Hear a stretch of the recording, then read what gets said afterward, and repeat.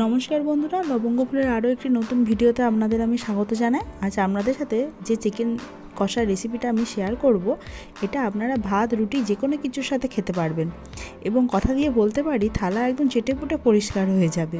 তো প্রথমেই আমি দেখে নিন 500 গ্রাম মতন মাংস নিয়ে নিয়েছি, মুরগির মাংস।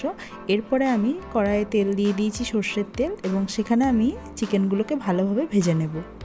কোনো রকম নুন হলুদ কিচ্ছু দেব না, আমি এমনি ভেজে নেব। দেখুন মাংসগুলো এখানে আমি ভেজে নিয়েছি।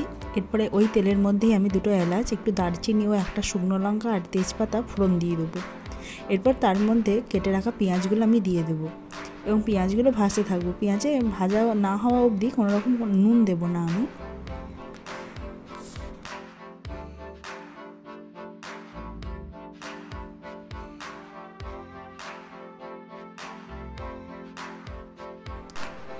পেঁয়াজটা যখন দেখবো হাফ ভাজা হয়ে গেছে, এরপর আমি এর মধ্যে দিয়ে দেবো স্বাদ মতো নুন, যাতে পেঁয়াজটা তাড়াতাড়ি সেদ্ধ হয়ে যায়। এবং তার সাথে দিয়ে দেবো এখানে রসুন বাটা। এখানে রসুন আর শুকনো লঙ্কা আমি একসাথে বেটে নিয়েছিলাম, সেই বাটাটাই আমি এর মধ্যে দিয়ে দিচ্ছি। কারণ রসুনটা ভাজতে একটু টাইম নেয়, তাই জন্য পেঁয়াজ ভাজার সাথে সাথেই রসুনটা আমি দিয়ে দিয়েছি। এরপর আমি এর মধ্যে দিয়ে দিচ্ছি হলুদ গুঁড়ো আর কাশ্মীরি রেড মির্চ গুঁড়ো। যেহেতু আমি শুকনো লঙ্কা বেটে দিয়েছি, তাই আমি এখানে ঝাল শুকনো লঙ্কার গুঁড়ো ব্যবহার করব না, কালার লঙ্কার গুঁড়োটাই ব্যবহার করছি। এরপরে যখন দেখবো এই মশলাগুলো ভাজা হয়ে গেছে, এর মধ্যে অল্প একটু জল দিয়ে দেবো এবং জল দিয়ে মশলাটা আরও ভালোভাবে ভাজতে থাকবো।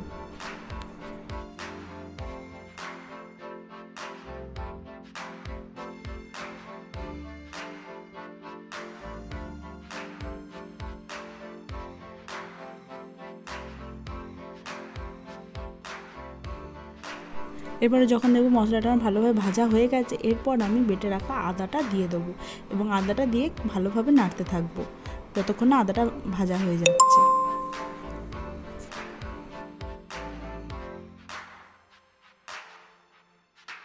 দেখুন মশলা এখানে আমার ভালোভাবে কষানো হয়ে গেছে, মশলা থেকে তেল ছেড়ে দিয়েছে।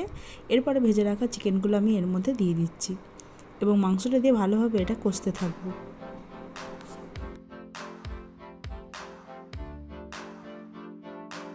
এরপর আমি এখানে কিছুটা ক্যাপসিকাম কেটে রেখেছিলাম, সেই ক্যাপসিকামটাও আমি এর মধ্যে দিয়ে দিচ্ছি, দিয়ে ভালোভাবে সব জিনিসটা কষাতে থাকবো।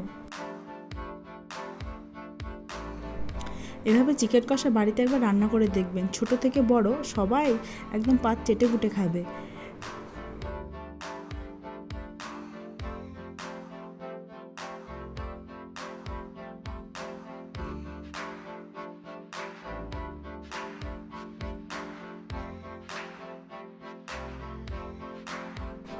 এরপরে আমি এটার মধ্যে একটু মশলা ধোয়া জল দিয়ে দিচ্ছি, সামান্য পরিমাণ, খুব বেশি জল দেবো না, কারণ এটা আমি যেহেতু কষা কষা রান্না করবো, তাই মাংসটা সেদ্ধ হওয়ার মতন যেটুকু জলের দরকার সেটুকু জল দেবো।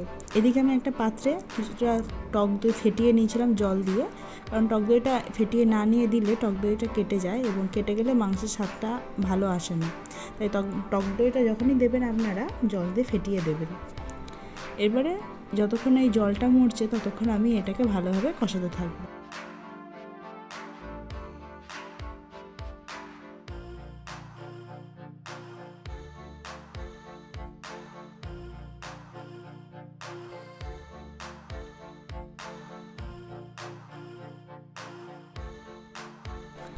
এখানে মাংসটা একটু ঝাল কম হওয়ার জন্য আমি এখানে কিছুটা ঝাল লঙ্কার গুঁড়ো যেটা আছে সেটা আমি দিয়ে কিছুটাক্ষণ আবার নাড়তে থাকবো।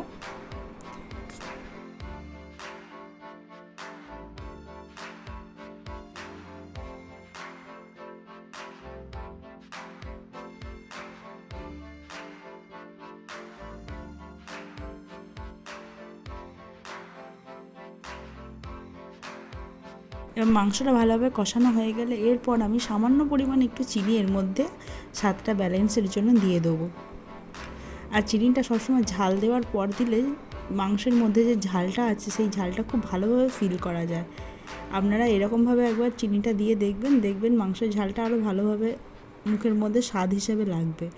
এরপরে আমি এর মধ্যে দিয়ে দিয়েছি কিছুটা কেটে রাখা ধনেপাতা।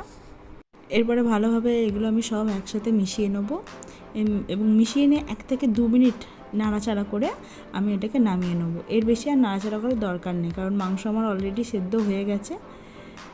যা সুন্দর গন্ধ বেরিয়েছিল, এখন তো আমার ভিডিওটা দেখেও জিভে জল এসে যাচ্ছে। এরকমভাবে মাংস রান্না করলে রুটির সাথে তো একদম দারুণ জমে যাবে।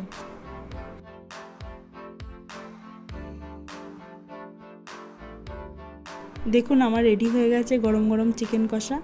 এবার খাওয়া যাক।